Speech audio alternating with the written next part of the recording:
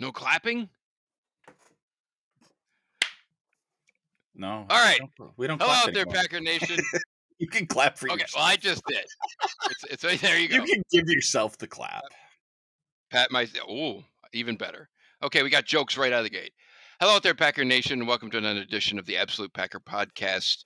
We are on to episode 90. We're 90 years old. 90 episodes in. It's Well, if outstanding. we do one a year, then we're 90 years old. Otherwise, we're 90 weeks old. This is true. I do have a gas leak in here, and I got my hair cut. So uh anyway, I anyway, gang, there's the That'll old do Don it. Rickles. Anyway, gang. So we're on episode 90, which is still it's a nice little milestone there. And I'm gonna call this episode We're Not Dodging This Draft because it is into an NFL draft prognostication period. And all three of us did a mock draft through various websites and mock draft online repositories or whatever, if you will. And so I thought we might kind of go through that a little bit and then just talk some other shop. But before we get any further, I am Andrew Hetzel, and with me, as always, Elliot Christensen and Jeremy Hautala. What is up, fellers? Hey. Yeah, buddy. Let's get this going. Yeah, well, Jeremy, you got your haircut too, so Yeah. So I'm really lacking oxygen because yeah. well, you So you if I go ahead. if I have more than one, blonde episode or a moment here, Blonde. it's just normal. It's just normal. Don't worry about it. Well, you have the haircut that I had for most of the pandemic, maybe a little shorter. Yeah. But basically, what I was doing through the whole time was taking my beard trimmer and putting it on like number 3 and just. And actually, when I went in to get my haircut with Rhonda, I go, "How does it look?" Considering I've been doing it with just my beard trimmer the whole time. She goes, "Well, you have a mullet in the back, so." She was small, but I was like, "Oh, okay." That's That's funny. good. I know, really. Mullets are All right. cool. So, do we want to hop right into these? This is true. Business up front, party in the back. Actually, okay, I have to tell you this story. I'm sorry, but I have to tell it to you. And it does involve a mullet and something very funny. So, at my job, we're introducing some new back end elements on our website CMS for some new marketing campaigns and whatnot. And we're going through some of this process, and there's these slider bars where it's like yes, no, true, false, right? Where you basically toggle buttons. Sorry.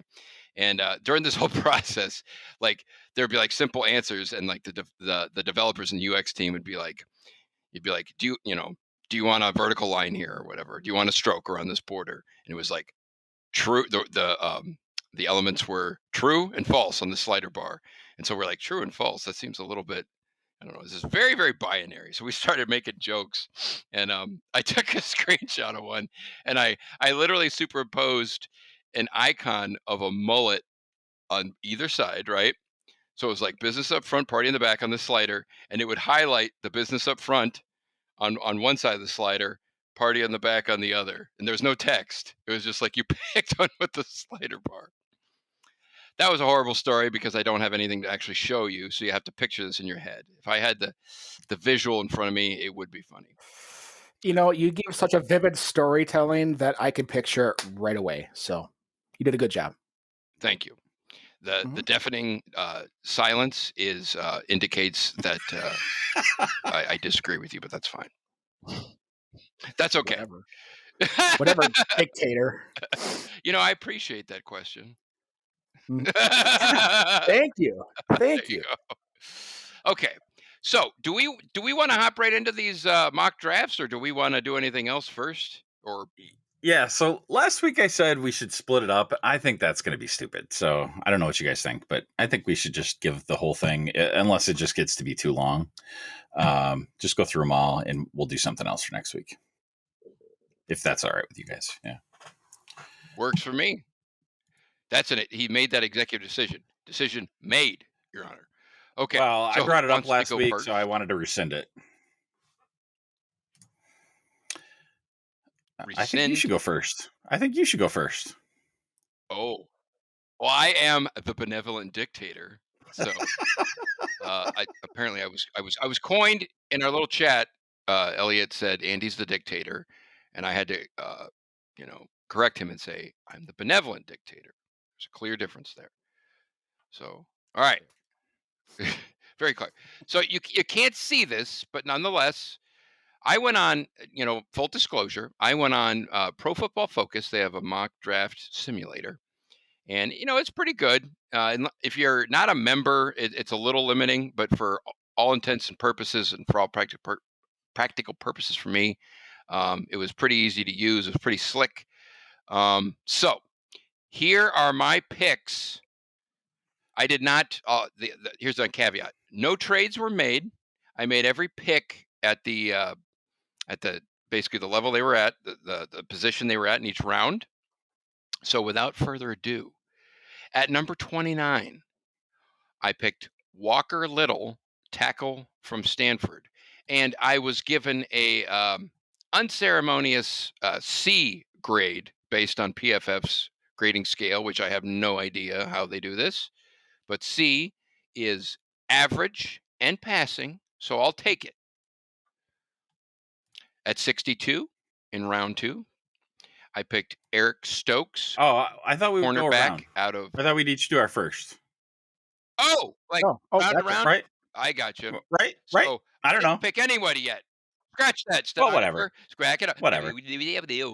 I'm sorry. Whatever. No, I liked it going round to round. Okay. I mean, whatever. That was in my head, and then I'm like, oh, wait a minute. See, you're not much. No. That's good. So, I know. I'm abdicating power to the plebeians. He's working on it. All right, stop, bro. I'll put you in the gulag. So, who's next? I'll go next. All right. So I want to preface this, okay? On the reason, I'm going to preface a little bit of research that I did as to why I made this pick, okay? So I compared our defensive line to Tampa Bay's defensive line, okay? Oh, no. Comparatively, okay? Total pressures in 2020, Tampa Bay's defensive line had 176. Green Bay had 66. QB hits, where they actually hit the QB, Tampa Bay had 116. Green Bay, 10. Sacks. Tampa Bay's defensive line had 32. Green Bay, 9. Now, this is not including, this is defensive line, or is this including outside? Defensive line. Okay, go ahead. Nope. So we're not including the Smith brothers or Rashawn Gary or anything. So that kind of clouds it a little bit, I guess you could say. But even with that, we were still behind them. Even with the Smith But if we are doing apples to apples, you're talking defensive line to defensive line. Defensive line to defensive line. Yes. Yikes. Continue. And to give you a little perspective on the pressure rate, okay? Kenny Clark in 2019 had 62 quarterback pressures. Last year, cut in half, almost more than half at 28 quarterback pressures. He also missed 4 games, though, right? He did. Okay. But still, I mean, yeah. So my reasoning for my pick is squarely on the statistical analysis that I just did. And I picked at number 29, Christian Barmore, a defensive tackle from Alabama. The reason why I picked him, I think he can start either for Dean Lowry, Tyler Lancaster. He's a good pass rusher. And you pair him with Kenny Clark, Christian Barmore, and the Smith brothers and Rashawn Gary. We're going to be pretty good on the pass rush aspect of it. So that's my number 29 pick in the first round. Nicely done. All right. So now I will allow, since I'm the benevolent dictator, I will allow Elliot to give me his pick. So I know nothing, and Jeremy is like... Okay, so I will go through my reasoning, but it's like, this is like kindergarten reasoning compared to like Yoda, it's like whatever. So Jeremy, Elijah Hunter is coming up here. No, no, but funny you say that. So Elijah Moore, Mississippi, receiver, and couple of reasons in my little brain. Okay, I know that half of these don't pan out for anything anyway, right? So it's like, if I want to get like the best player available up front, that we can. Um, so if we're gonna take a receiver at all, I'd like it to be a good one. One of the top picks. And And the Packers uh, have never drafted a first wide receiver in the first round for under Aaron Rodgers' tenure. yeah, so this is it. So we keep hearing these criticisms, founded or not, that we don't provide enough support for Aaron Rodgers. So let's get him a good receiver. And but also, reading his bio, and I caught this in both places, but both on the well, anyway, on Packers.com they did profiles of the first few of several of these, and he happened to make the cut on this. And so potential fit with the Packers, according to them, is that they think that he would potentially fit in with LaFleur's offense. And he's like a slot receiver. But the big thing is to pick up the yards after catch, something that Yak. sometimes we don't get, right? But also some punt returns and kick returns, something that we've not necessarily been excelling at. So it's like I feel like we could get mileage out of somebody like this right out of the gate, which I'm not used to really seeing out of our high draft picks. I like that. I'm I'm exaggerating on that. But anyway, that's my poor justification. Nothing on the lines of analyzing. No, that's outstanding, and I'll tell you what, I completely the Buccaneers. Yeah. No, that was great, because one thing that I didn't even think about, to be honest, until you said it didn't even enter my brain, was like the punt return aspect. And I mean, if you get a rookie, I'm reminded of who was the last slot receiver they drafted who did those duties early in his career? Randall Cobb. And he was quite good. Now, he was a second round pick, but hey, if we can get anything close to Randall Cobb, that'd be I'd be happy. I think I'd be happy with that. No, that's great. Right. Yeah, nice choice. I mean, getting more, I think, to your point, getting more out of him than just his standard. Like, if you can get a guy who can also play some special teams and not just be a receiver, I think that's great. My first round pick, I don't know anything about him. He did go to an Ivy League institution, which means I'm sure his Wonderlic score is outstanding. And with a name like Walker Little, he's probably a big burly white guy. He is. He's like 6'8", 310 pounds. The question with him that a lot of prognosticators are talking about is he hasn't played a game since 2019. He was hurt last year. And 2019 he was hurt he played one game. So really there's not a lot of tape on him. And so you're really doing a lot of prognosticating on his potential. Yeah, no doubt. So I did not know. There's nothing wrong with that. Because athletically, they're comparing him to some really good tackles that have played in the game before, like Joe Thomas. And even this guy just, blows Joe Thomas out of the water as far as athletic gifts.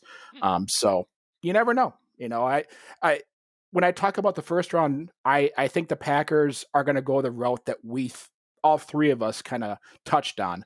It's going to be a offensive lineman. It's going to be a defensive lineman or a wide receiver. I could see all three of those being our pick. So, I think we did a good job there. Agreed. All right. On to round 2. So at pick number 62, I picked Eric Stokes, cornerback out of the University of Georgia, my Bulldogs. I went to the UGA. It's funny, when I was going through all these picks, when he came up, I was like, oh, UGA. And then as I kept going, I literally found myself, I was like, where are some other University of Georgia players? And I'm looking at I'm looking at their value versus where I'm going to draft them. And I'm like, oh, that's kind of a reach if I'm going 100 spots out of where they're at right now. So I need to be careful. And Georgia has 2 cornerbacks that are kind of in that same frame, Eric Stokes and Tyson Campbell. So they are, I put it in my blog that they are churning out cornerbacks faster than inflation. And that's true. Ooh. Interesting. And that's, so UGA's coach, Kirby Smart, who was, what did he play? I can't even remember. Not that the research I did. I mean, apparently I sent my scouts down to look at Walker Little, and I was not told that he only played one game in the past 2 seasons. So I'm not very happy with my scouts. Who was a scout? Do we want to disclose that? His name was, you'll love this. His name was Dave Timothy. I should have known. The ultimate inside joke. I should have known. Or Timothy Dave. What was the other one? The name you get, Glenn. Glenn, I'm like, ooh, from that one's pretty good. Superstar. That one's pretty good too. I was like, ooh. Oh man. Okay. So according to PFF, this grade, I get a C+ for that pick. And when it comes to cornerback, they brought back Kevin King, but look, in the league now, you need good quality cornerbacks. So part of my thought was, was I thinking first round? Maybe. But I was like, I was thinking of drafting one high. So that was kind of my thought process. Yeah. Actually at 62, I had the same guy. I picked Eric Stokes. It was funny though, because we were talking about, UGA defensive backs. At the time, I could have picked Eric Stokes and Tyson Campbell. I had my choice of Bulldogs. And I chose Stokes just because of his versatility. He can play outside, inside slot, where Tyson Campbell is a little bit more of an outside corner. He doesn't have the quickness to cover inside. Eric Stokes just ran on his pro day at UGA, ran his 40 and 4.25. So lightning quick. He was a track star in his younger years. So he has grown significantly up until 2020 when he really blossomed into a first round potential star. And it sounds like his growth potential is he's going to continue to grow and get better, and he could be really, really good. How tall is he? 6'1". Okay. I mean, for the Packers, that's tall. He fits them. Because they're like 5'10" is like, we love our 5'10" guys, There's so many. So yeah, apparently, Jeremy, our esteemed scout, Dave Timothy, had quite the synergy there that we both picked the same guy. So kudos. Yeah. All right, yep. Elliot. Okay, so maybe because your guy was gone, or I don't know, but I also picked the cornerback. And I think we all have talked a lot ad nauseum about the struggles there a little bit. This guy is also 6'1", Paulson Adebo. I think I said that right. I don't know. He's out of Stanford, and one thing on his NFL.com, what do they call this? I don't know, prospectus. Yeah, something like that. They said there's one little quote here. Draft profile. Yeah, so under his strengths, plays ball over man and plucks it away from his frame with soft hands. That sounds pretty awesome. And then he posted 8 interceptions and 30 other passes defended over just 22 games. That sounds pretty good. Knowing nothing about these guys going into this, of course, the some of the weaknesses are he only played 2 seasons, something like that, and he had a rough day against UCF. So like anybody, these could be hit and miss, but sounded pretty good, and I think he was the top cornerback at for the second pick that I had. So I think I'd take him. Excellent. Sounds better than Kevin King. Who was the last really good cornerback? Yeah, no kidding. He will be. Who was the last really good cornerback that was drafted out of Stanford? Can you name him, Elliot? Jeremy probably knows. Drafted out of Stanford? I don't know. I don't know where I don't know where anybody goes to school. Correct. Cornerback. Richard Sherman. Oh yeah. Went to Stanford, played cornerback. He's got to have similar measurables. He might be taller than 6'1". He might be 6'2". He's 6'3". Jeez Louise. I mean, for corner, I think wasn't Sherman a converted wide receiver too? Something like that? I don't think so. I think he was a converted safety. Okay. But he was he was picked in like the 5th or 6th round or something like that. He wasn't a high pick. Do you remember that Seattle Seahawks draft was out of this world? Dream draft. I mean, they had like 5 picks. I think they drafted Cam Chancellor, Earl Thomas, Richard Sherman. Was that the Russell Wilson draft too? No. It was the one after. 2013, and I think it was Wilson 2000. It was might in have been the year after 2012. or something like that. But I mean, it was just the picks that they got in that one draft. They might have gotten 5 anyway. So Yeah, you're right. cool. So round 3, pick 92. We have Josh Palmer, wide receiver, Tennessee Volunteers. I was given a draft grade of C plus by PFF. Don't know what that means. My esteemed benevolent scout, Dave Timothy. I think he came through well on this one. And, wide receiver, it's a need. I don't know much about this guy, to be perfectly honest. It was kind of like one of these guys. He was the highest rated wide receiver left at that point. But the Packers, I was weighing what's more important before these kind of a thing. So that's, without getting into that's basically why I did that. Yeah, and I think the issue with Palmer is he had no quarterback at Tennessee to throw to him. That's why he didn't blow up the statistical charts, because He had a guy named Dave throwing him the ball. Yeah, Or Glenn. Yeah, it was a different name, but he had no quarterback to get him the ball. So, before, sorry, real quick. Yeah, go ahead. This is a good story.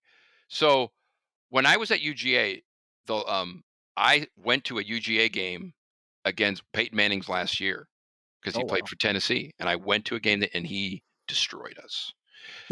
It was not pretty. I mean, at that time, I don't think people thought he was going to be as good as he became. They knew he was good, but yeah, he whooped the snot out of us. It was disgusting. Who was the coach at GA that time? Was it Mark Richt? No, it was Jim Donnan. Jim Donnan, okay. Yeah, they had Quincy Carter. They had Champ Bailey. I saw Champ Bailey in his prime. He's only there a few years, but I got to see Champ Bailey play. I got to see Robert Edwards. Remember him? He was outstanding.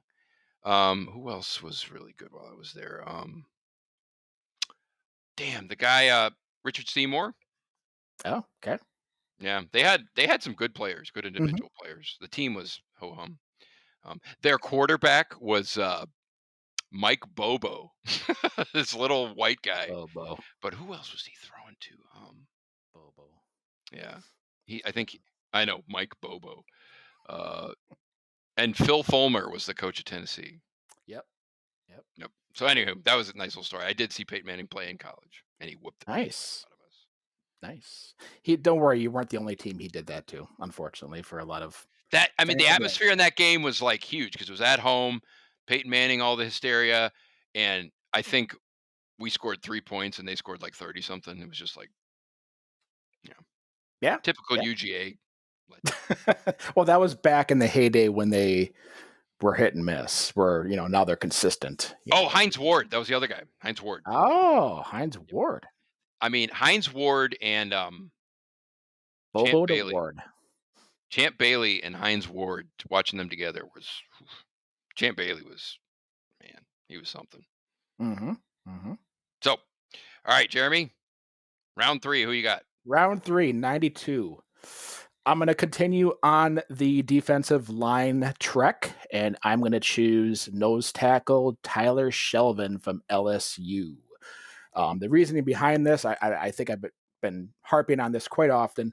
They need to improve on the defensive line, and this would actually allow them to take Kenny Clark and move him to 3-5 technique. They can move him all over the place and kind of match him up to where they could actually utilize Kenny Clark and get him to be more productive, where Shelvin is just going to be strictly a nose tackle, 2-down guy, but he commands double teams on every single down because he's a 350-pound mammoth of a dude. So this, to me, I put Shelvin at nose tackle, Kenny Clark and Christian Barmore with the Smith brothers and Gary in there. I mean, jeepers creepers. Now, would Kenny Clark, would he be like roving, or because there's still a 3-4 defense, he would be, would he like be going out at end sometimes, is what you're saying? Yeah.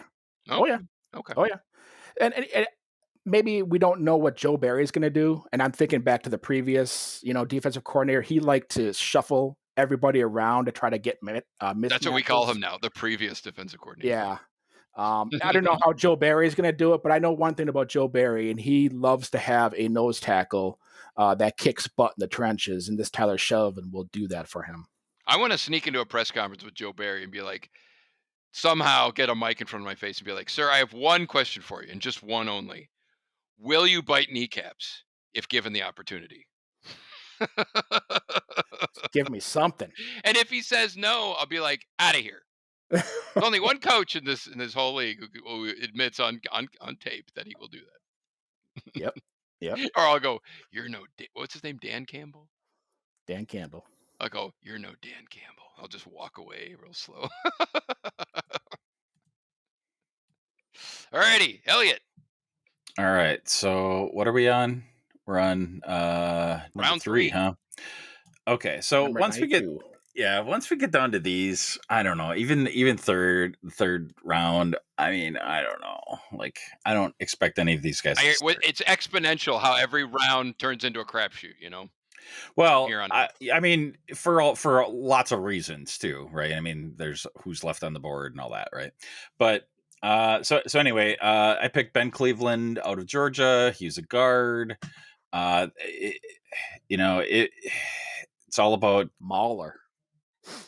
Mahler. He's a big mauling dude, man. He Yeah. looks like So I was going to read some of kneecaps. the things and strengths. Yeah. He just likes to eat. Well, on NFL.com, the first strength: massive human with well-distributed mass.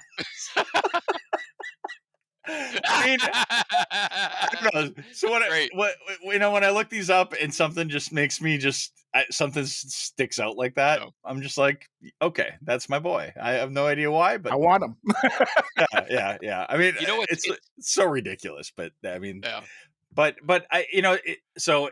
in general, all things being equal, I know we have needs on offense and defense, but all things being equal, I could have gone with a defensive guy or an offensive guy here. I'm going to go with offense because I think you win games with offense. I know that blah, blah, blah, championships defense. Yeah. But Blah, blah, blah. Bill Belichick defense. You know what? Speaking of scouting reports, it's have you ever seen, like, just out of randomly, like, old scouting reports of other professional athletes, even of other sports? Like, every now there was one I saw for Nolan Ryan, the Nolan Ryan scouting report on him. It's like, I mean, back then, in like the 60s, geez Louise, I think was when he first came out. It was like one little card. This is a scouting report back then, right? It wasn't like a spreadsheet and all. Obviously, it was just one little card, and it was like, height, weight, school, whatever, age, and it was like so bare bones. And then there's a room for notes, I think, on there. And the guy who was scouting him said, "This is the best baseball player I've ever seen in my entire life." Period. That was the scouting report. It's pretty cool. Like Bo Jackson's scouting report. You should see Bo Jackson's or Herschel Walker's.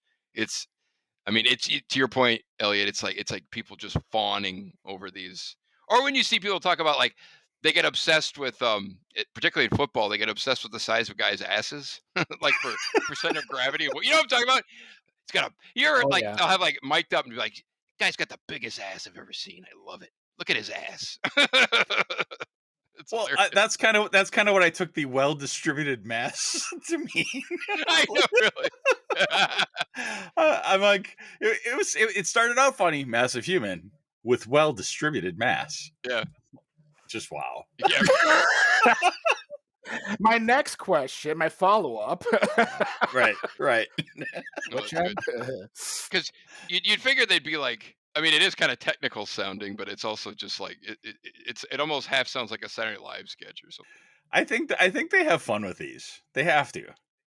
Yeah, I would think. Yeah, it's like, who knows though? Some of these guys are psychopaths. Some of them are sociopaths. Who the hell knows? So, are we on to round 4? Number 135. We picked 135. I picked Bobby Brown III, son of Whitney and Bobby. No, I don't know. I don't know. Is that why you picked him? Yeah, really. I love you. Oh, God, is that back in the day? That's his real Hey, name, it's Bobby my Bell the third. no. Hey, it's my prerogative. Prerogative. No. Oh no. You guys walked right into it. I was like, got it. I know where you were going with that. No, he's a defensive lineman from Texas A&M, and I according to PFF, I got a C plus on this. So when I was making this pick, I was like, in a way, I was like, should I have picked a defensive lineman sooner? Because to what Jeremy said, their glaring, position of need is a defensive lineman. But for whatever reason, I waited this long. But I almost wish I would have gone earlier. But it was when I was just weighing everything out. This is, this is kind of the fun of this. I mean, to be perfectly honest, I don't know about you guys, but I've never done a mock draft ever. So I guess I'm just learning as I go. But part of me is like, fourth round, man, probably should have drafted one in the first round. But I was going to get one at least, Mhm. So Mhm.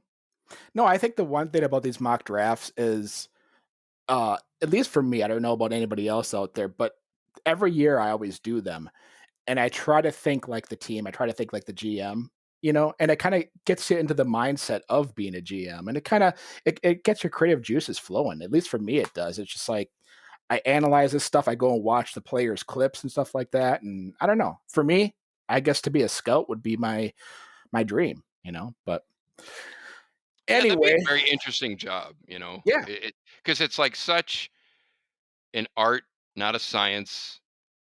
It just based on the data, of how you hit and miss with draft picks, and it's like the job security of a scout. What the hell is that? It's like, yeah. I mean, because if you just like totally biff it, it's like, I don't know. It's I don't know anything about it, but you wonder. It's like if you consistently biff draft picks, are you going to be a scout for long? Probably not. But what Right. defines, like, what's the batting average of a good scout? You know, they say a good baseball player, if you're hitting 300, which means you're 300. means you're out 7 out of 10 times. You're making an out, but you're really good if you're batting 300. So, like a scout, what is their batting average?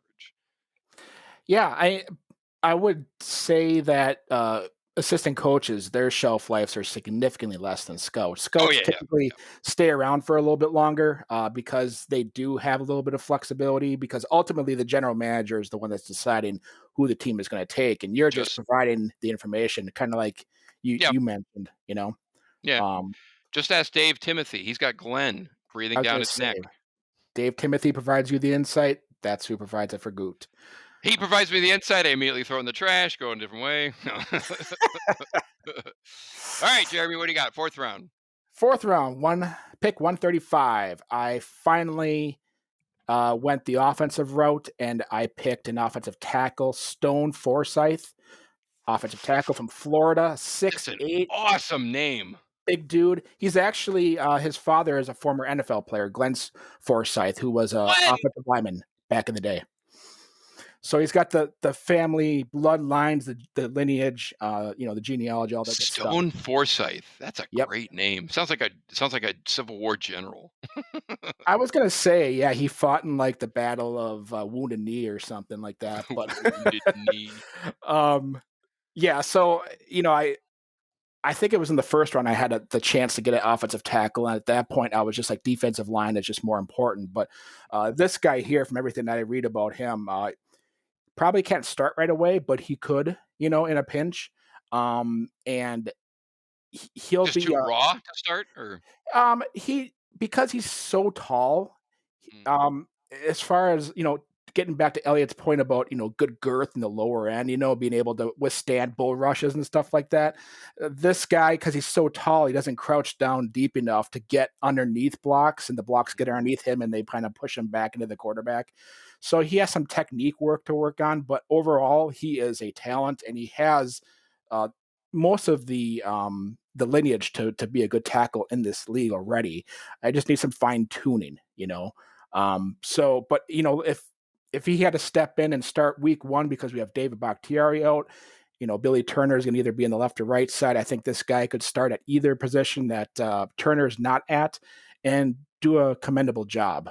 So this would kind of help them fortify that other tackle position, especially in the first game. Nice. Full disclosure too, the reason I picked the tackle in the first round primarily, I mean, it is kind of a position of need, but Bakhtiari, I'm like, Yeah. he's not going to be ready to go week one. He's not. Period. It's probably going to be at least a few games, and so it's like you're going to need. Part of me is like you're going to need a body at a minimum, So Yeah, Yeah. because right now, I mean, they have Billy Turner and Elton Jenkins. I mean, that's who they no have. kidding. That's a good point. So they need to fill that that position early and often, I think. And And the Packers are generally pretty darn good at drafting offensive linemen, Yep. particularly in later rounds. I mean, they make hay in the later rounds with offensive guys. So. yeah, Bakhtiari was a 4th round pick, so Yeah. maybe this will be the next one. I don't know. Elliot, what do you got? So it's all about offense. I'm sorry. Like when I see these guys on the board, I know we have needs, and I know I recognize there's injury issues, and I get all that, but running backs have a short shelf life. We have 2 great ones theoretically until we don't. So anyway, Ramondre Stevenson, Oklahoma. Running back. And the other reason, so he was on the board, and I think this is a high risk, high reward kind of guy because he was out on for failing a drug test. And so I think he has a little bit of a chip on his shoulder. And he has a little charisma, I'm going to call it. What about his mass? Yeah, he's a big dude. He's a big. So dude. his mass went down from 246 down to 235. But I mean his stats are pretty good. I don't know. I mean he rushed. Where does he go to college again? Oklahoma. So I mean this is why like the college thing. It's hard for me to know because they play different teams and different conferences, and I don't know how to gauge how good the different schools are and everything. That's above my pay grade. So I don't know how good his stats are, for the conference and anything like that. But he missed a bunch of games because of a drug test thing. I'd rather he does it in college than in the NFL, and then he can have a chance to shine. So that's my boy. I got you. It's interesting. You made the comment about like not knowing, the teams necessarily they play against in the different conferences. It's there's when you think about it, there's if at all, there's a short list of schools, very short list that are like surefire. I mean, I would say Alabama is probably number one, probably, but they're not running away with it, And the interesting thing, like I love Georgia, I give them so much crap, but they churn out a lot of NFL players in terms of, and that's pretty good. I mean, are they batting what Alabama does? No, but they do put out a lot of NFL talent. So like the SEC, I guess is what I'm saying is, the upper crust of the SEC is usually a very safe bet. Man, and you talk about like the toughest division in all of college football, the SEC West. Do you know who's in the SEC? It's ridiculous. Alabama and LSU are in the same frickin' division of the same conference. Yep. And I just imagine that, it's just, and then the East, you got UGA in Florida. And Florida is generally, I mean, it's just murderer's row. So, anywho, round 5. No, 142. Oh, this is the fourth round, right? They have 2 of them. Yep. Number 142, I think it's Jamin Davis, linebacker out of Kentucky. Now, this guy, according to, in my mock draft, he was available. He was practically, I think it was second round talent available in the 4th. Yeah. And so when I saw him there, I was like, bam, taking him. And I mean, we know how I feel about linebackers, the Packers linebackers. So, what's funny is after I draft him, I go, oh, it's another linebacker in the 4th round. But this guy, according to value, was potentially a second round pick. So yes, he is. To me, it was kind of a no brainer. I was like, bam. So that was pretty simple at that time, I think. Yeah, he's steadily moving up. I think there's a good chance that he could be a second round pick in the real draft. And that's how quickly he's moving up the boards. So I think that's a very good pickup, because they do need that. And when he's there and you have a second round, value pick in the fourth round, you take that guy. That's what you do. No doubt. I think that's kind of what, from what I understand. Do you remember Eddie Lacy when they drafted him? He had a first round grade, and they got him at the bottom of the second, right? Yeah. And I pretty much guarantee that's the only reason they took him, because when you look at Eddie Lacy, in terms of our offense, it's like he was like a pounder, and McCarthy hated running the ball. So it's like the value. That was one of those. Was like the value wasn't really good. So Yeah, I kind of was. I think that's a great point that you make. I think the value they saw in that, they probably had, whatever, a first round grade on him, and they saw him in the second. They just couldn't pass him up. Yeah, and they saw him at the bottom of the second, I think. Right. So, and the same thing when you have somebody that has a second round grade fall to the fourth, and it might not be an immediate need, but it's an improvement. You make that leap and you pick that guy. So okay, 142. I'm going to double up here on offensive tackles. I'm going to take the gentleman that you took in the first round in the fourth here, Walker Little, offensive tackle from Stanford. Man, I drafted him in the first round. I don't think he's ready to step on in and play right away. I think he's probably maybe a year or two away. And the injuries, it sounds like, is the thing. Right. I mean, we don't know. That's the thing, is that you're projecting what he is going to be because you don't have a lot of info to go off of. But the overriding thing I keep on hearing about him is that he's just so athletically gifted that all he needs to do is be coached, and he can handle any rusher in the NFL. So, when I heard that, I was like, yep, that takes care of my tackle position. I have my defensive line taken care of in the trenches. I'm pretty happy now. Gotcha. Makes sense. All right, Elliot, what do you got? Yeah, so I'm finally getting some defense. I don't know. Pickings are what they are. So what is Caden Stearns? And he is a mixed bag. So he went to Texas, and right away I think he wants to play in Dallas. I don't know, because there's a thing like what it would mean to play in home state of Texas. So I don't know what that's all about. But he's and then he saw who the coach was, and it was McCarthy. No. Nope. So he's got some leaping I'm not ability. playing for that nesting doll. I know, right. Yeah, we do have a skinny coach. Leaping ability. Yeah. So yeah, there was something funny in these things too. Yeah. So I like picking out these the little funny things that they say. Yeah, that was actually kind of funny. So sudden and explosive leaper at high point. I don't know. It's kind of strange phrasing. But he has some issues with playing man to man, I guess. He underperformed a little bit to expectations because he was stellar in high school. I guess they had him just pegged to be more amazing than he is. But he has improved a little bit from his slow start in college. So, but the good point, the reason that I decided to stick with this one is aggressive hitter and wrap up tackler, and that is something that it drives me crazy when I see that. We suck as a team as tackling. Well, I mean, and I know some of that is the changes in the rules and everything. So I never know how much of that is like the coaches saying, okay, even if you miss a tackle, don't you got to avoid these bad hits, right? I don't know how much of that is at play there, but I feel like the Packers struggle more than average, more than their fair share on that. So that sounds good. I don't know. Once we get down to these, I'm like, I don't know. It's like a coin toss on these guys. So that's my pick. Yeah.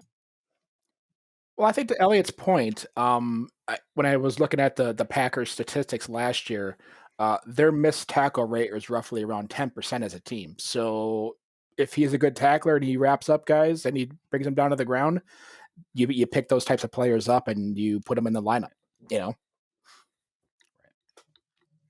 We'll see. There's nothing. So much of the draft is upside, right? Mhm. And what you're projecting out. But man, there's nothing wrong with getting a guy who's just straight up solid right out of the gate. Yep. And sometimes I think the Packers get enamored as an organization. They get enamored with upside and athletic freaks and guys who aren't necessarily. There's nothing wrong with getting just a good, solid football player. Football player. Yep. Yeah, The guy's a football player. It's not like John Gruden. I wonder if that's a case of like trying to like outthink the algorithm, right? Like outthink the stats sheet. Like, Could be. I mean, because stats don't lie, I mean, and if these guys are good players at their positions, they're good. Their 40 number doesn't necessarily mean anything. Whatever. No, to your point though, Elliot, when you talk about how they rank players, there's something out there that they call the RAS, and it's basically a athletic profile of a player and how they project him to move around and be as a player in the NFL. And a lot of those teams that use that RAS way too heavily, they tend to bust more on their picks because they're not getting a football player. They're looking at the athletic profile. And that's a mistake that some teams do make. The Packers have done that in the past, Quentin Rollins being the one example that comes to mind for me. So when you do it basically on a statistical spreadsheet, you can get yourself in trouble because you're avoiding the fact that you're you're you're looking at talent and you're seeing if that talent can level in your scheme, and Yeah. that's all you need to do. Well, I mean, it's one thing. Look, it's the age-old thing that you talk about, where you can have these guys can have all the athletic gifts in the world, but if you're just a great athlete, but you don't know the ins and outs of playing football, you're just the league is littered with great athletes who couldn't play football. Yep. You know. Exactly. So, Exactly. all righty. So Is do you that a want to Capri just Sun? do you It want to is. just You got any orange slices? so at what point do we want to just read off the rest of ours? How 'Cause about right now? Right now. do you want to just do that? Okay. Yeah, I mean, we're in the 5th round, so Yeah. Okay. okay. So, pick 173. I believe his name is Kyrus, pronounced Kyrus or Kyrus Chris. Tonga, defensive lineman, BYU. I got a B+ on that grade. Pick 178. Jalen Darden, wide receiver, North Texas. Got a B+ on that as well. And he could be a punt returner. There There you you go. go. I wasn't thinking about that at all. When I was doing. I mean, obviously I should have been, but I honestly wasn't. But that's a good point. 214. Mark Gilbert, cornerback out of Duke. Got a C+ for that. 220. Larry Borum, tackle out of Missouri. C+. And then 256. Taquan Graham, defensive lineman out of Texas. B+. Overall, they gave me a B-. I don't know what that means, but It means you're there are higher than my average. later picks. Very heavy on defense. I picked 3 defensive linemen, 2 tackles, 2 cornerbacks, 2 wide receivers, and a linebacker. Yeah, I think we're kind of in the same mindset as far as what we want our team to get. So 173 in the 5th round, I have them finally taking a receiver, Cornell Powell from Clemson. I will just say one thing about him: he's a James Jones clone. Really? So yeah, bring him along. Wait, real quick. How would you describe James Jones as like a type of wide receiver? Possession receiver, good hands. He doesn't use his body to catch the ball. He's a good hands catcher. Plucks the ball out of the air. When the ball's up there, you see like Equinemius St. Brown, the ball's up in the air and he has no like fortitude to go up there and just pick that ball out of the air. Yeah. James Jones always did that really well. And that's what I see with this Cornell Powell. You know what? Like when I think of James Jones, I mean, great, actually underrated player. I love the guy. He's a good analyst. I love the guy. I went to a Packers what do you call it? That Rookie preseason banquet. banquet, Yeah. and he was the guy. After we went to 2011, he was the guy that sat at our table. Well, I went So to the this same was right. banquet. Oh, it was right at the Super Bowl. Yep. But he was sitting at our table, and we were asking him. Uh, we go. So he goes. So do you remember about the draft? And asking him questions about that. And he goes, yeah, I remember all the wide receivers drafted in front of me, and he kept referring to every player that was drafted in front of him that shouldn't have been. They're basically receivers. That was he was focused on.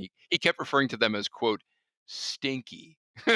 he go that. By the way, he go, yeah, man, this guy they picked, he was so stinky. He kept calling stinky, stinky. Oh, He was great. He was really, really, I really good. love me some James Jones. Yeah, Yeah, I he's love me outstanding. some But James when Jones. I think of him as so you have number one receiver, number two, and then three, and kind of I guess to five wide receivers typically. I always thought of him as like a super solid two.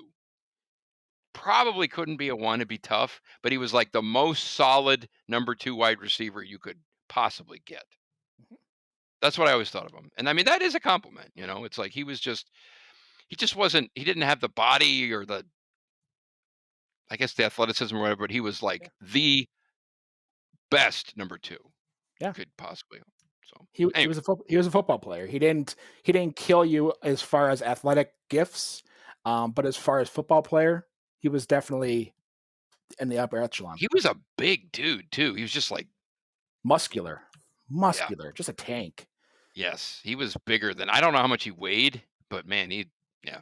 Anywho, Yeah, he was right around this Cornell Brown's statistical. He was like 6 feet, 205 pounds, or something like that. So James Jones went to San Jose State. San Jose State picked in the 3rd round.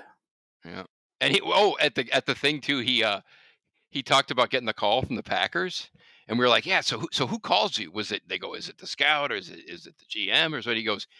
Actually, it was Mike McCarthy, and he goes. I saw the phone. It was a 920 area code, and he didn't know where 920 was. He didn't know.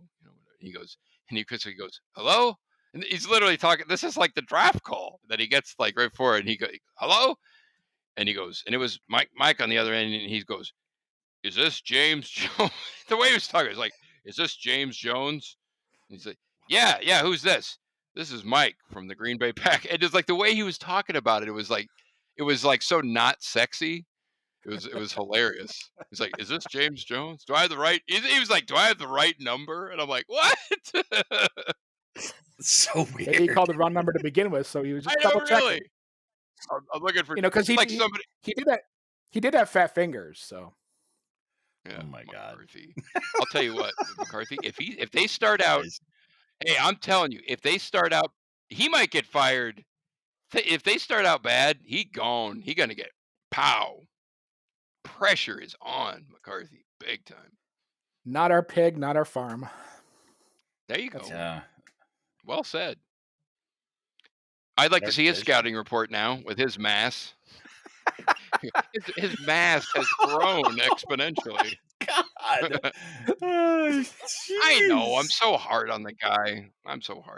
It was a You- pandemic. Everybody put on We know 20 that. pounds, man. I haven't put on a pound, believe it or not. Yeah, I do believe I've it. 'Cause you're- maintained my weight. there's something wrong with you. Am I up? Well, yes, I am a benevolent dictator. I was just gonna mention that. Yeah. Wait, Jeremy, did you go through all your picks? My No. God, I don't. No, Oh, Jeremy's got to okay. finish his picks. Sorry. 178. I'm gonna pair Eric Stokes at defensive back and pick up Shakir Brown, a defensive back from Michigan State. He will Oh, man. be the next in line as far as in diming and stuff goes. So then now I've taken care of my defense on the back end and the front end with those picks there. 214 in the 6th round. I have them finally taking a running back, Jamar Jefferson from Oregon State. They need a number 3. They only have 2, and Jones and Dillon have been injury prone. They've had their injury issues.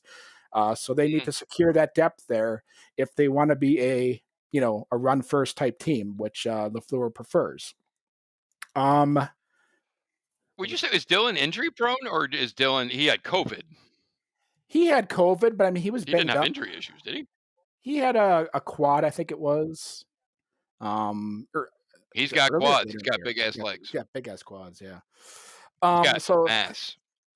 at number 220, I have them taking a gentleman that Packer Nation should recognize the last name, Malcolm Kuntz, outside linebacker. George from Coots? Buffalo. I was wondering if that was George Kuntz's son. I mean, but they need to. I mean, obviously they put a premium on the edge rushers, and this is another edge rusher that we don't know what's going to happen after 2021. If they're going to have the Smith brothers here with the cap situation they're going to be put in. So No doubt. this is a good luxury pick to have, and if they can just kind of, get him in the books and not play him a lot, maybe he'll be ready to step in the second year. And then at pick the 256, which is technically the last pick in the draft, I have them finally taking a center, Michael Manet from Penn State, Corey Linsley clone. So now you say last pick of the draft. That's like the straight up final pick. Okay. What do they call that pick? Mr. Irrelevant. Yeah. Yep.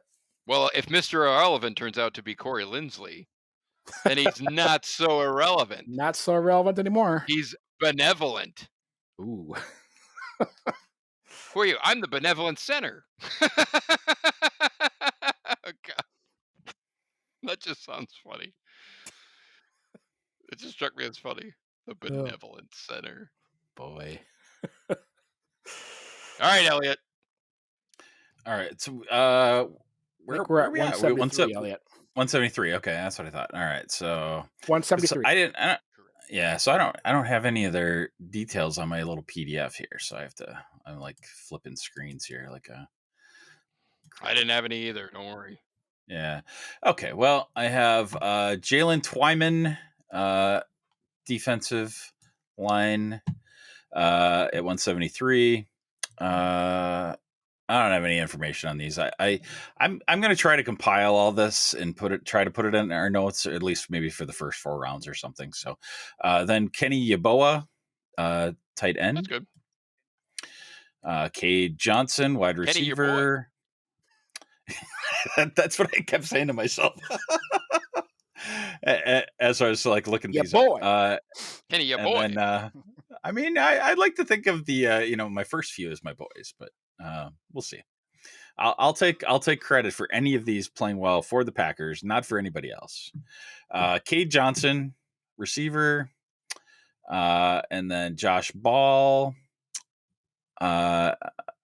offensive tackle, and then linebacker Grant Stewart. And I had tabs open with all their information, but I don't really know anything about any of these authoritative myself. The last pick was that was the last one. Yeah. I don't have fancy stats like Jeremy does on any of those, but yeah. But I tried to fill out all of our needs, in the little draft site that Andy sent, or that Jeremy sent, that Andy did not use. Kind of outlined what.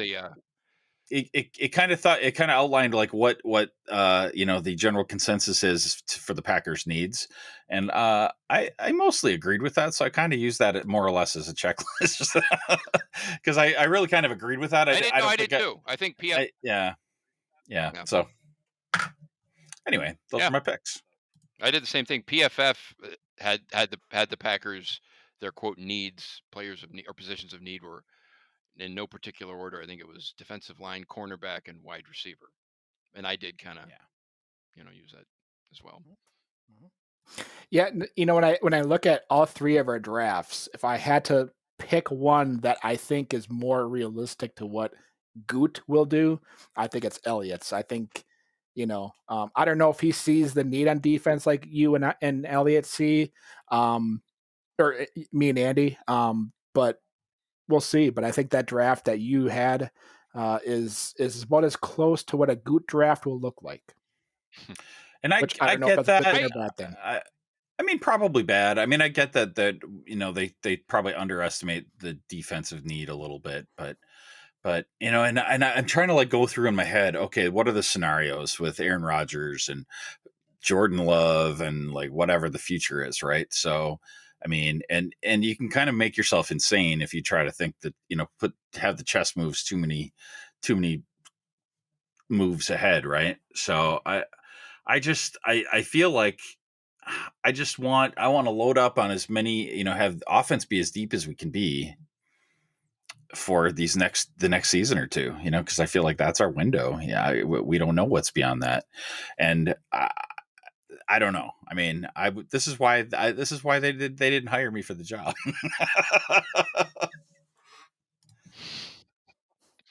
They sent you a note in the mail. Thank you for replying, but here, no, you bring up a good point in that, from the offensive standpoint, knowing the Packers and they're always looking down the road, are they going to, I guess here's what it comes down to.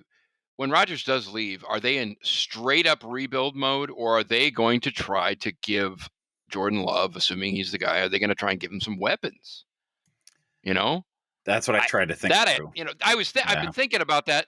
And I'm thinking about that and I'm going, I have no idea, and then on the question of defensive line, look, I've often said linebackers, their biggest Achilles, but Jeremy, I'm with you. Defensive line is, if I had to pick one, am I picking defensive line over linebacker? You're damn right. They need help at linebacker, but defensive line is, and what I'm getting at is if they don't think they have an issue at defensive line, that's a problem. They can't sit there and be like, right. I mean, teams are running all over the Packers last year.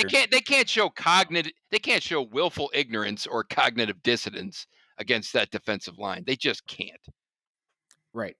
Football is a game where you kind of have to look at each level and how it relates to each one. And what I mean by that is stats you had were staggering on pressures. I know. My God, that's a concern for me. And we have to remember too, this Packer team had the number 1 ranked offense last year. So we're not completely void of any talent or any players on that side of the ball. No doubt. That you don't become the number 1 offense just based off of scheme itself. You become the number 1 offense if you have a dang good quarterback and you have offense around him that can execute it. And they did, So I think we kind of have to temper the frustration with the offense because we were number 1 last year. But where I think we really have to be realistic is on the defensive side. If we had a defense against Tampa last year, I think that would have helped tremendously because Tom Brady had all day to do whatever he wanted to. And maybe the edge was collapsing a little bit, but there was no pressure up the pocket. So, Tom Brady could step into every one of his throws and make whatever throw he wanted to. We have to stop that because the NFC is loaded as far as opposing quarterbacks go. And for this team's path, for me at least, this path to least resistance is to get better on defense so that we can stop these Russell Wilsons, the Tom Bradys. We have to be able to stop those guys. Otherwise, they're just going to kill us again and again and again. And that's why I looked at the defensive side as needing the most help in this draft. And that's why I went that route with the majority of my picks. But, we'll see what the Packers choose. I mean, I don't know. And part of makes total sense. I mean, again, it goes back to, you've said this probably more than any of us, is the trenches. The trenches are both sides of the ball. So, I mean, when you do look at the offensive line, look, just go back to the Tampa Bay game. If they have Bakhtiari, do they win that game? I'm not convinced they win that game if they have Bakhtiari. But Rodgers was freaking under assault. And part of the reason he was under assault was the Tampa Bay defensive line is outstanding. But the other half was that they were missing an all-pro left tackle. So there's your 2 trenches right there for all the world to see, right? Right. And that's why I always look back at Tampa and especially the game against us because they had pressure with JPP and Barrett from the edges, but they also had pressure up the middle with Vita Vea and Ndamukong Suh. So Rodgers had literally a collapsing pocket all the way around him. Oh, I know. And he felt like he was being constricted. He was under assault. Yeah, he was under assault on more than half the snaps. And you know what? Right. And you're right. And we weren't the only 2/3 of the snaps he was under assault. Right. And we weren't the only team because literally in the Super Bowl, Mahomes was scrambling the whole game. He scrambled for over a mile. Every snap. Yeah. He was under assault every snap. Right. Yeah. From what I saw, I didn't watch Super Bowls, you guys know, but on the from what I read and what I saw in the highlights, he was running for his life every snap. He was. And just think about this. Yeah. Tampa made Aaron Rodgers and Patrick Mahomes, which today are probably quarterbacks number 1 and number 2 in this league, look very average and very pedestrian. And it was all based off of their pass rush. That's all it took. So No, that's a good, no, I haven't really quite thought of it because hear me out. In the NFC Championship game, Rodgers, his stats were pretty good. Mhm. I mean, he wasn't. So I'm trying to like put this in the context of what you said, where he was above average, but in the areas where like he missed a touchdown to Devontae, one of them was missed by twice. Devontae. Yep. Yeah, I was going to say twice. I think it was on that same drive, might have been, but one of them, Devontae was too late turning his head around. That's on him. The other one, Rodgers held the ball too damn long, and he was going on the back. He caught it, but he was going on the back of the end zone, couldn't get both feet in. But and those are plays, both of them. Both those guys normally make in their sleep. Mhm. Both of them, Rodgers and Adams, and then they both failed on that drive, and it was I don't know. It's just No, I think you make a great point as far as the players that they depend on in big time games to step up. In that game, they did not. Aaron they came Rodgers up had a small. very pedestrian game. Devontae Adams probably had one of his worst games in the most recent memory. Yeah. Obviously the offensive line was not good. Aaron Jones had Aaron probably the Jones worst had game of his career. right, and everybody thought that it was his Really last did. game here, that he was leaving Packer Nation. I didn't see him coming back. No. I was surprised that he came back. No, so And that was a team-friendly deal, baby. It really was. it is. So kudos to them, but we need our captains to step up, and we need them to be captains in big games. Yeah, it's as simple you're as right that. about You hit the nail on the head. You need your best players to play their best. When it matters. You can't use injuries as an excuse, but man, and again, I will be plain as day about this. I don't think they win that game if Bakhtiari is in there. But man alive, he would look, Bakhtiari isn't good. He's great. He's an all-pro left tackle. So it's not like, look, if they had Bakhtiari, let's just say this. If they had Bakhtiari, but they were missing Billy Turner, it's apples and oranges. It is. Billy Turner is good. Bakhtiari is great. So as I'm saying this, it's entirely possible that, but actually, no, as I'm thinking here, Bakhtiari got beat pretty good in the first time against Tampa Bay. He did. Was that the game he got hurt? Bakhtiari, he hurt his back. I think that, so they only had Bakhtiari half the game the first time, I think. But even in the half that he got, so that whole trenches thing, it just goes to show how formidable their defensive line, Tampa Bay's defensive line, was so good and so talented that they could they could literally put constant pressure on an all-pro. An all-pro and an MVP quarterback first team were nothing in those big games. They were not the difference. I don't know about nothing in the first game. What I meant by that is Aaron Rodgers was not the difference in this game. Patrick Mahomes definitely was not the difference in that game, and it was all because no doubt their defensive pressure just made life miserable for them. And with the Packers, to Elliott's point, he was drafting athletes to give more weapons for the Rodgers and maybe Jordan Love in the future. This is a scheme diverse type of an offense that we have here. It is driven on protection. Which I love. It's driven on guys being in position when the timing is presented to itself. And when the timing is not there, the plays do not happen. So no to Elliott's doubt. point, we don't have the talent there that we just expect these guys to get open on talent alone. We expect the scheme to open them up. So to Elliott's draft and Elliott's point, that will help us tremendously because now we don't have to be so dependent on the scheme for guys to get open. And kudos to Elliott on that. Yeah. No, kudos. That's true. That's a good synopsis. Yeah. I will say this about LaFleur too, since we're talking about Tampa Bay. We're not the NFC Championship game. We're not. Well, I mean, NFC Championship game. Oh my God. No. So look, I hope. Look, two of Matt LaFleur's worst coaching performances of his career, both the NFC Championship game. The first one, I mean, it was some him, but it was more the defense and whatever. I'm not going to blame LaFleur as much, but LaFleur, look, I don't care who says what. LaFleur got exposed in the second NFC Championship game. I damn well hope he learns from it because Your middle they name. got I away. hate the coach, What no they matter who he is. no.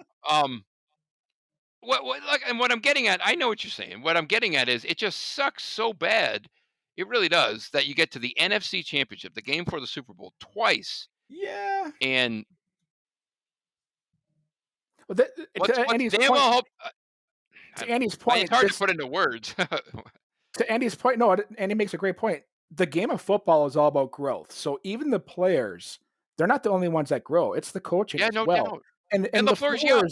he's 39 years old. So Yeah. he's very green as far as being a X's and O's. He's only a year older than Elliott. coach, right? He doesn't have that experience as being a leader of a team, and he's finally that guy, and he's learning. Yeah. Unfortunately, sometimes that's going to be Yeah. learning on the ropes, and it's going to be in a big game, and for us, it sucks. But we hope that what he does this offseason is looks at self improvement from within, and he really harps on that and never lets it happen again. Yeah, never no, let- that's a great never- point, too, Never lets that play before halftime. I hope now if he hears that they have a certain coverage with 7 seconds to go before half, he's going to call a timeout or override that call and not make the mistake of just letting that play score a touchdown. I hope that he makes that adjustment in the next time if it were to happen again, just based off of looking at this offseason and the personal growth of, man, I should have called a timeout there, or I should have been at the head coach and overridden that play, so. Yeah, and in a way, a couple things. In a way, LaFleur's kind of spoiled because, Christ, he's only been here 2 years. He's been to the NFC Championship game both time. You don't want him falling into some kind of weird lull where it's like, oh, I'll be back, and then he's not. So the beauty, though, is like you said, he's a young coach, so he should by virtue of him being a young coach, his trajectory should still be on the upward tick. This guy isn't a 65-year-old. Curmudgeon, old, dinosaur coach. So I'd be very disappointed if he doesn't continue to grow and learn. It just sucks that we're learning in the most important game Yes, of our season. the lessons that we're learning are like so. It's like, can't we learn these lessons in the preseason, not the NFC game? Or in the regular season, as long as it doesn't hurt our playoff positioning or our ability to get in the playoffs, but just don't do it in the playoffs. You hope he has that. Like, I just finished watching, by the way, The Last Dance. I hadn't seen it with the Michael Jordan, the last year of the Bulls dynasty. Yeah. Damn, that was good. Good stuff. I forgot, honestly, how petty Michael Jordan is. It's like, man alive. He remembers a guy who farted next to him in 3rd grade. But What it smelled like. But that's what makes you a winner. No, I know. That's like look, Michael Jordan is he really was. He's one of the few.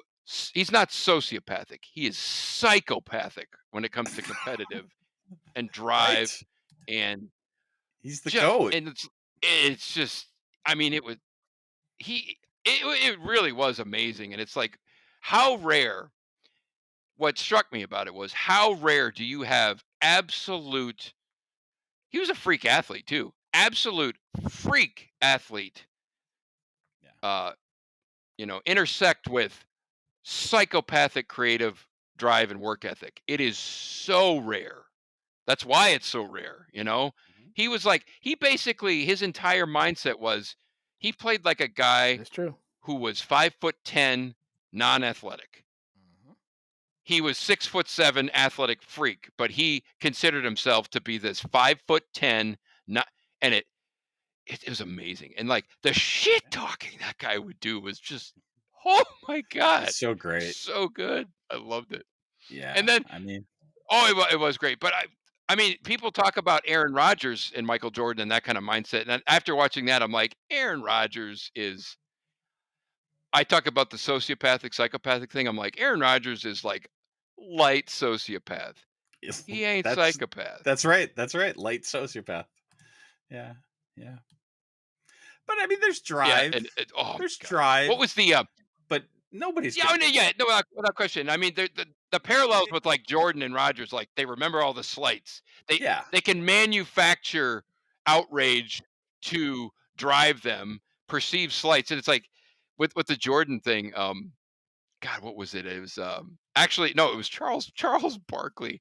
They were it was the Dream Team part of the Last Dance, and at one of the press conferences, Charles Barkley goes, Angola. Oh, we're playing. I don't know anything about Angola, but they're in trouble. I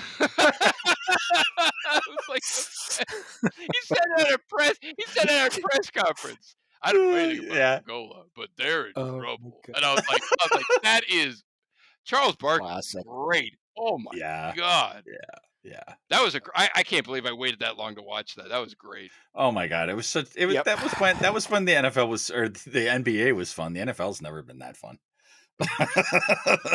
It was so great. When they had all that behind the scenes footage that I was like, "Whoa, this is pretty neat." And like, you forget, like, I mean, David Stern was like his lapdog. He was like followed him everywhere, and he was just fun because it's like he's the dollar signs. Obviously, that Michael Jordan. It was just like, I'm surprised David Stern didn't wrap him in bubble wrap after every game and like, ship him in a crate back to his hotel. You know, it was just like the way they fawned over him was hilarious. And then, oh my God, one of the best lines in the whole damn. Actually, this might have been my favorite thing in the whole thing.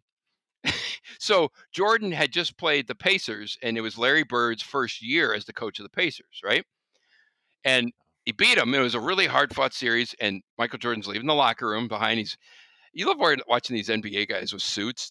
These suits are humongous. They just look so awkward in suits. He goes up to Larry Bird, and they hug and they kiss, and they have the microphone on, and Michael Jordan they hug, and he goes in his ear, and he's like, all right, Michael, and they're going like this, and all Michael Jordan says to him, they hug, and they are laughing. They're kind of chumming it up, but all he says, and I quote, he goes,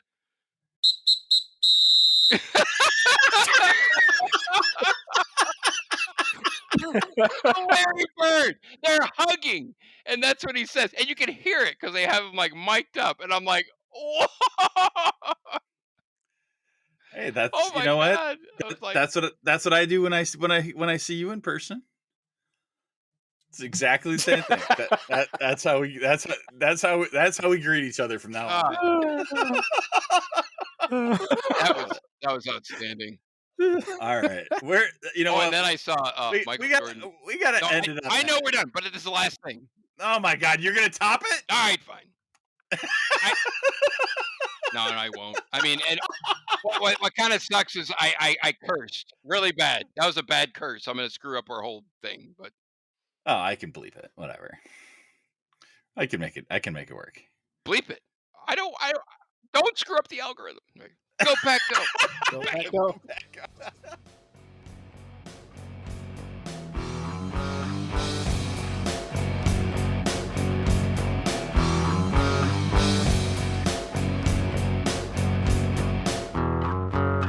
Podcast. I know, right?